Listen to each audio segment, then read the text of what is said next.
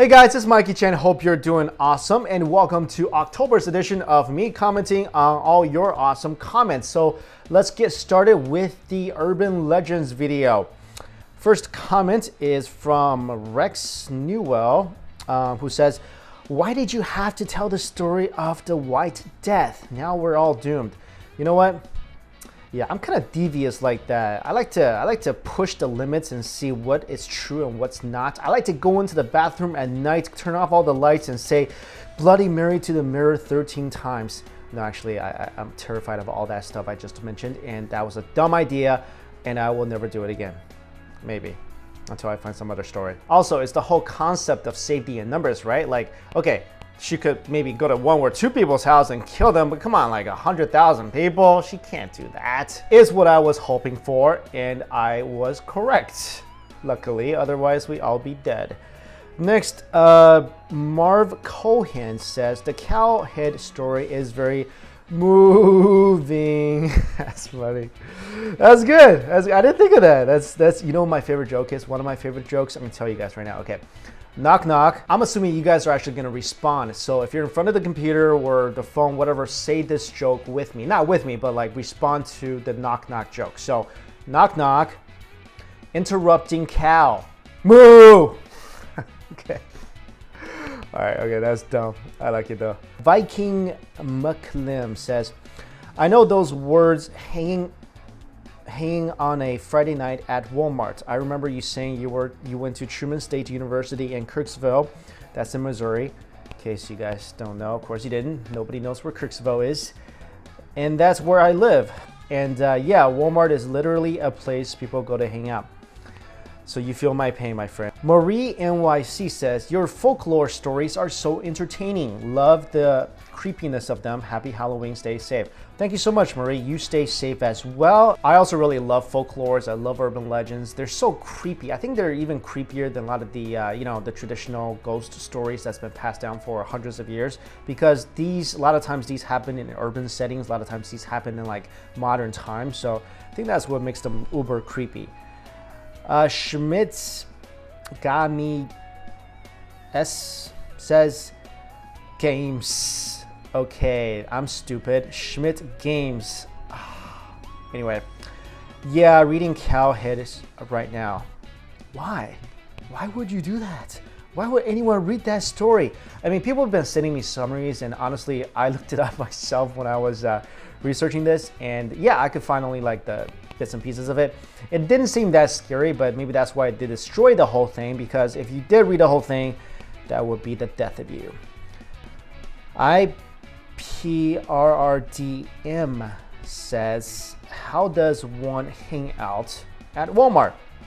Well, hanging out at Walmart takes a lot of practice, takes a lot of innovation, so you gotta be able to utilize your surroundings at Walmart. So for example, you can go fishing by going to the fish rod section and just playing with the fish rods. And also, you can try out the different video games. They usually have video games out on display. You can play those video games. And there's nothing better than playing hide and seek in the clothing aisle. Please let me know if anyone out there can relate to what I just said and that I'm not alone in the world when it comes to hanging out at Walmart.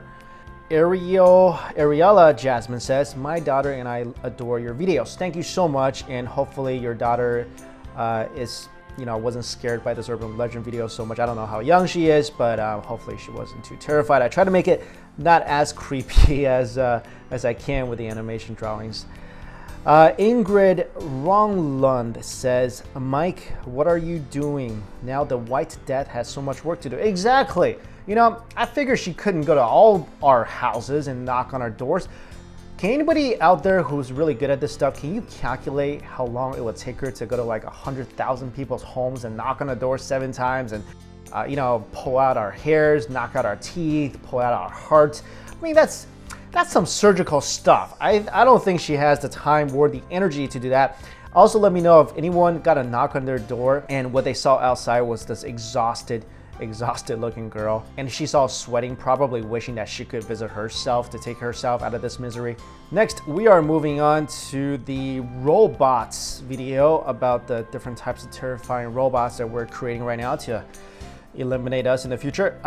Lewis Nunn says, little did they know that the people working on these robots are robots from the future. That's an interesting concept, Lewis. It could be people coming back with the technology, innovations, knowledge from the future to invent stuff that, you know, will destroy us in the future, kind of like Terminator-esque. John Parker says, what about a Simo? You know what? I think a Simo just looks too darn cute, first of all, and secondly, yeah, we could take a Simo. A Simo looks clumsy, can't walk very fast, doesn't look like he can balance very well. One swift kick, we can knock him down. Diego Cortez says, robots apocalypse better than zombies. You know, I'm gonna agree with you, and I'll tell you my reasoning. I feel like robot apocalypse is better than zombie apocalypse because I feel in each scenario, I'm likely to be killed. So are most people on this planet. And dying by like a robot's laser or some kind of like, you know, iron karate chop is so much faster and painless than saying like, you know, 10 zombies biting you to death. Next, Daniel Hanson says, well, if robots do try to rebel against us, I have a solution. Cyborgs. Have you seen the cyborg that's walking around right now? Like, you know, this person right here. Have you seen it?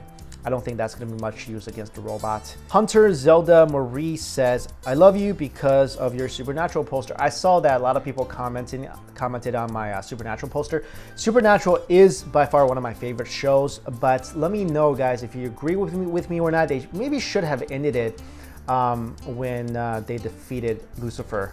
That would have been like a pretty, you know, solid ending. So now it just seems like everything is kind of dragging on a bit, but I still love the show. I'm just saying, like, I don't know how they're gonna kind of cap it off now. Nicole Hayward says, you're awesome. You kept me sane when I was quite depressed. Now you are absolutely one of my favorites, and thanks for being you. Really appreciate comments like that because, you know, I do these videos and I try to make them as watchable as possible and try to make them as fun and entertaining without dragging people down, because I feel like, you know, in this day and age, like a lot of things out there drag us down. There's a lot of news out there, a lot of videos out there. YouTube is another platform where a lot of depressing stuff happens, and hopefully I just wanted to create a channel that's, you know, that's fun and can be a little more uplifting. So I'm glad you enjoy the videos, and thank you so much for that comment. Now we're going on to the ghost video where we talked about the most evil ghosts around the world. Spooky Dookie Wookie, nice name, says, I'd just make the ghosts feel really awkward. Just stare blankly and lick your lips. I don't know, that could work, or they could just, you know, kill you on the spot because you annoy them.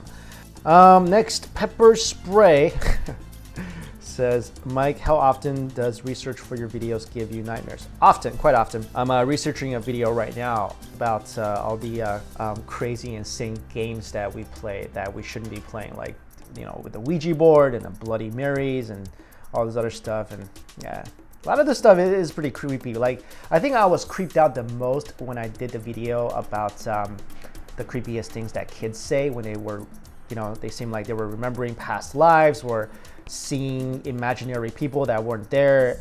That was really creepy because that's real. You know, they actually said that, or I think they did. Awad Hassan says, why are the most ghosts are women and girls? I have a theory about that. It's because it's the shock factor, right? I mean, if a ghost looks really scary, then yeah, it's scary. You know, it's coming at you.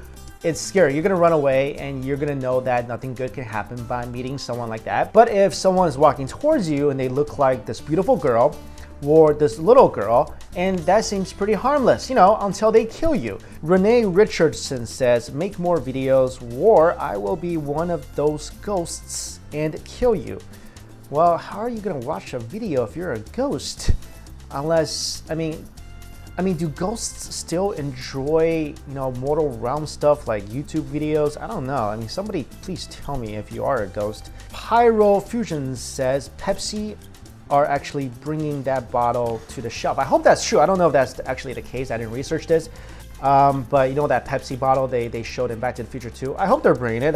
I mean, I would love to know how you open it. Susan Ahmed said, why do you always wear shirts from Sedona? I live in Arizona. I'm curious. Okay, I wear a lot of shirts from Sedona, and the simple answer is that's one of my favorite places in the world, and I go there every single year because I love canyons and I love red rocks. And Sedona, if you guys never been, you can actually check out my video about Sedona. I'll put it in my description box. Literally one of the most beautiful, fascinating places I've ever been to. Jean Vastine says, great review. Does seem they hit right on key about the futuristic things they showed. And I know what you mean by the pizza. Either they're small eaters, where she does have more pizza stuffed away, because that sounds more of a light snack than anything. This person is referring to my comments on the Back to the Future video about, you know, remember in Back to the Future 2, the mom brought like a little pizza, and then one big pizza, but it was for 6 people.